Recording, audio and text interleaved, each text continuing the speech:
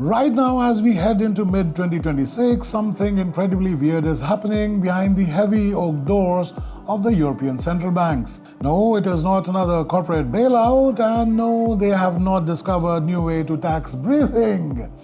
For the last 70 years, the global financial system had one golden rule. If you wanted to buy something big, you do it in US dollars. If you cannot use dollars, you use euros. They were the financial equivalents of a beige Honda Civic. Boring, reliable, and accepted everywhere. But over the last few months, those Honda Civics have started making some very loud, very alarming engine noises. Because behind closed doors, Europe's most powerful financial institutions are quickly dumping their safe currencies. And they are not fleeing to gold or Bitcoin or even fine art. They are moving their wealth into a currency they spent last half century completely ignoring, the Indian rupee. Yes, you heard me correctly.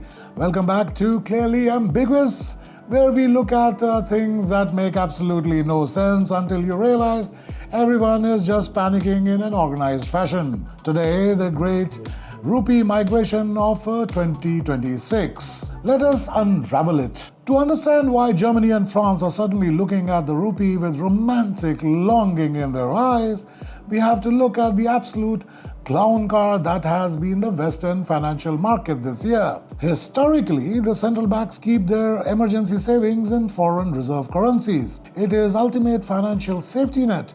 But in early 2026, the safety net started looking more like a spider web.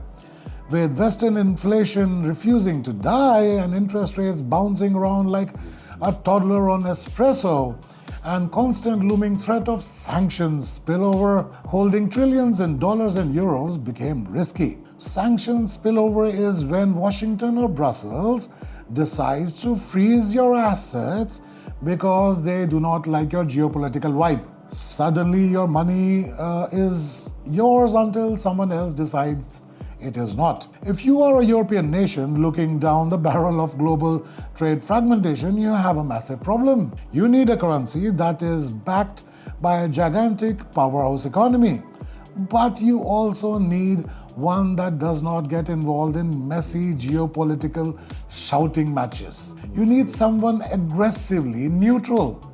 Enter India. While the West spent the last few years playing economic chicken, the Reserve Bank of India has been running a monetary policy like a strict old school math teacher. They kept the rupee on an incredibly tight leash. While the euro and dollar were pulling wild stunts on the charts, the rupee just sat there, low volatility, minding its own business and eating its vegetables.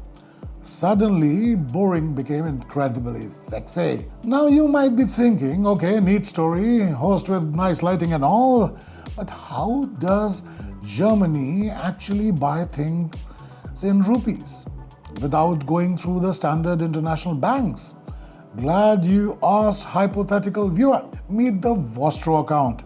That is spelled V-O-S-T-R-O. Vostro is Latin for yours. Think of it as a financial cheat code. Normally, if a German company wants to buy solar panels from India, the money has to go through clearinghouse in New York or London. It gets converted to dollar, gets checked by 3 different regulatory agencies, and then finally lands in India days later. It is slow, it is expensive, and Uncle Sam sees everything you buy. But back in 2022, the Reserve Bank of India quietly set up a framework called Special Rupee Vostro Accounts.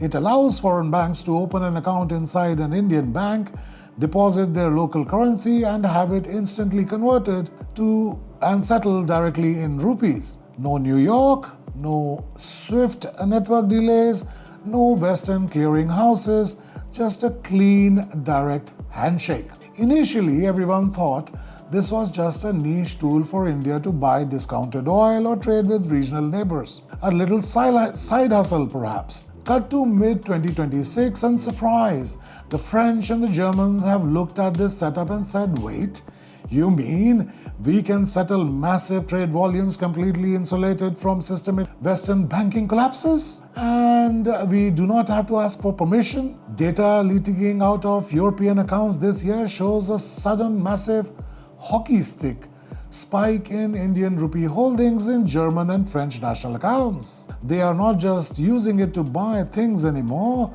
they are hoarding it as a shield. But look, a currency is ultimately a fancy piece of paper or a digital pixel, unless it can actually buy you something useful. You cannot eat a rupee and you cannot use it to power a factory. So why does Europe need so much of it right now? Because of industrial gravity. Europe has set some incredibly ambitious green energy goals. They want hydrogen, they want solar, they want massive wind farms, and they want them yesterday. But doing heavy manufacturing in Europe right now is astronomically expensive. So where are they pouring their billions? India. This is the India, Middle East, Europe Economic Corridor, or IMEC. It is a physical plumbing of the new world order. Rail, ships, pipelines, and data cables. And to keep the goods flowing smoothly across this corridor, European tech and energy giants have realized they cannot rely on volatile, fluctuating exchange rates. They need deep pools of local rupee liquidity right now to lock down supply chains before anyone else does. If you want the green tech, you got to have the rupees ready to drop. So does this mean US dollar is dead and we will all be paying our morning coffees in rupees by Christmas? Calm down, hyperventilating finance Twitter. No, India still keeps a very tight lock on its currency. It is not fully convertible, meaning you cannot just move trillions of rupees in and out of the country whenever you feel like it, which actually protects their domestic economy from sudden panic selling. But what it does mean is that the old unipolar financial system, where one or two Western capitals dictated the rules of global commerce, is officially cracked. What we are witnessing in 2026 is not a total collapse of the old guard. It is a quite calculated insurance policy.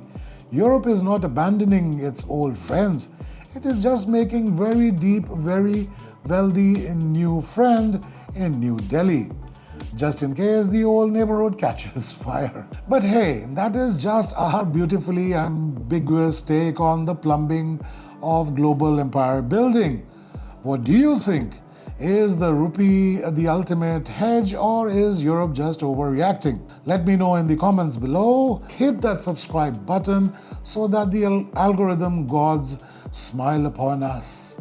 And we will see you next week, tomorrow, day after. I do not know. But thank you for watching and bye for now.